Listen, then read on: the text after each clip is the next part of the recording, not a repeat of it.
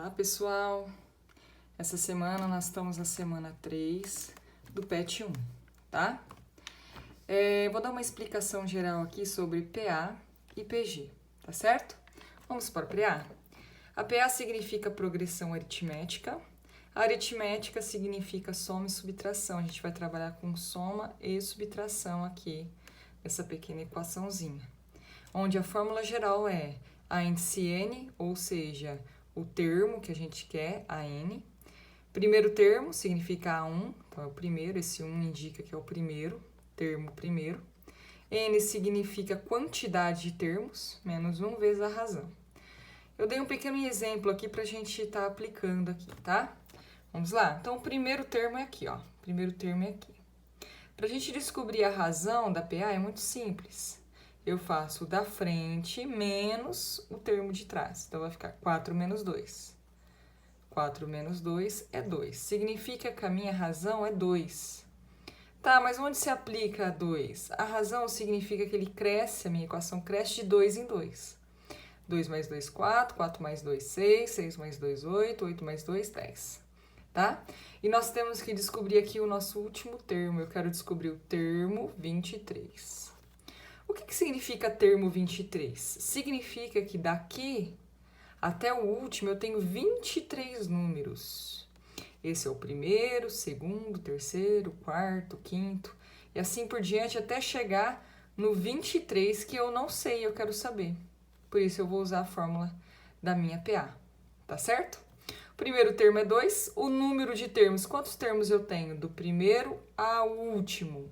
Eu tenho um total de 23. Isso significa que meu N, que significa total de termos, vale 23. Vamos lá? Então, eu quero descobrir o termo, o A significa termo, termo 23 é igual. O primeiro termo vale 2, mais o total de termos, daqui até aqui, quanto eu tenho? 23.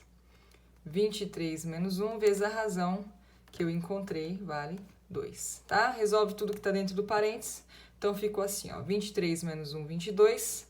22 vezes 2, eu tenho que resolver a multiplicação para depois a soma. 22 vezes 2, 44.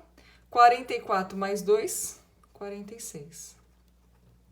Isso significa que o último termo, ou seja, o termo 23, vale 46, tá? Qual que é a diferença, então, da PA para PG? A PG, ela multiplica, significa geométrica, ela está ligada à multiplicação e à divisão. Então, a razão, ao invés de a gente fazer o segundo menos o primeiro, né, esse termo menos esse, eu tenho que fazer esse termo dividido por esse, para a gente descobrir a razão. E a razão agora, ao invés de R, é dado por Q. Q é a razão. Então, 4 dividido por 2, 2, significa que a razão é 2, tá? E aqui, eu fazia a razão mais o número, dava o número da frente, né? Então, só voltando aqui um pouco. 2 mais 2, 4, 4 mais 2, 6, 6 mais 2, 8, 8 mais 2, 10, e assim por diante. Aqui não. Aqui eu faço multiplicação, porque é geométrica.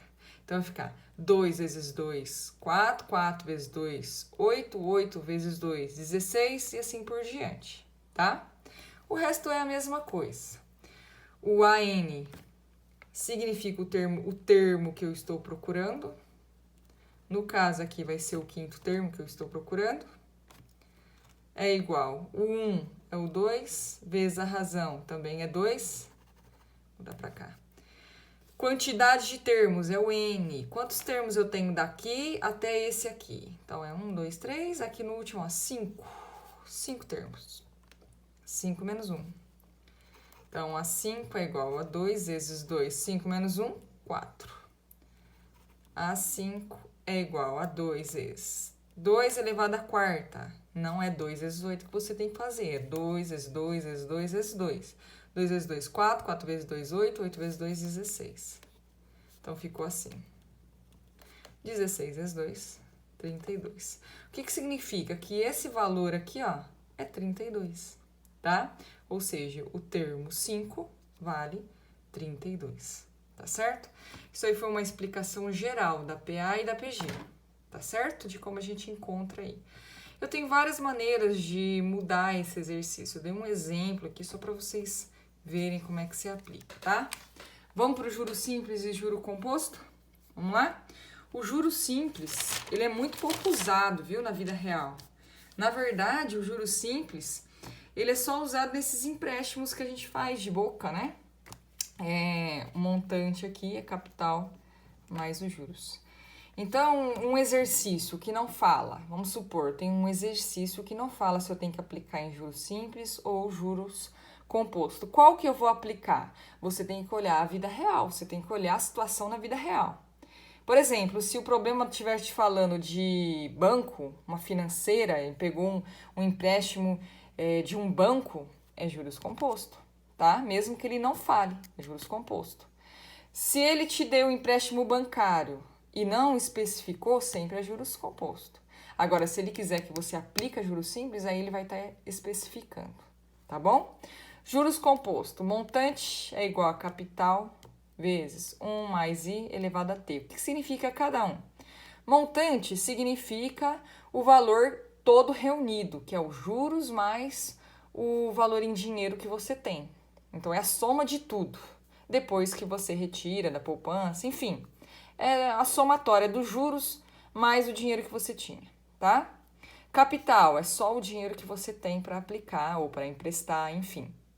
1 mais I significa taxa e tempo é o tempo que você vai ficar com dinheiro ou vai emprestar o dinheiro. Lembrando que a taxa de juros tem que estar na mesma referência que o tempo. Por exemplo, se aqui tiver em dias, o tempo tem que estar em dias. Se aqui tiver em mês, aqui também tem que estar em mês, tá certo? Então tem que estar tudo na mesma referência. Então observe aí, ó, uma coisa muito importante de se falar, tá? O juro simples é muito pouco usado e geralmente ele sempre está destacado no problema se for para usar ele. Geralmente você vai aplicar aqui, tá bom? Então é isso, pessoal.